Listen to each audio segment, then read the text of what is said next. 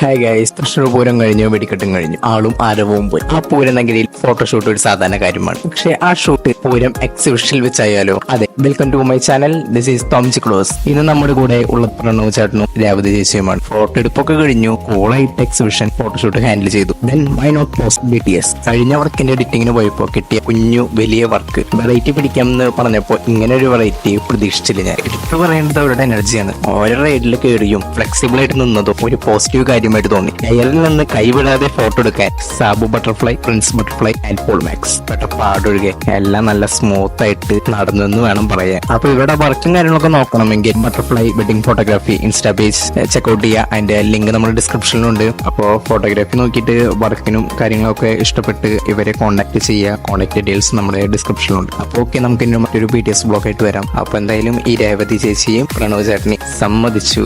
കാരണം അവിടെ ഒരു എനർജി ഒരു വേറെ ലെവൽ തന്നെയായിരുന്നു. അതുകൊണ്ടാണ് ഇത്ര നല്ലൊരു വീഡിയോ കിട്ടിയത്. അപ്പോൾ ചെറുതായിട്ടൊരു ഗുഡ് ബൈ. അപ്പം നമുക്ക് മറ്റൊരു വീഡിയോയിൽ കാണാം.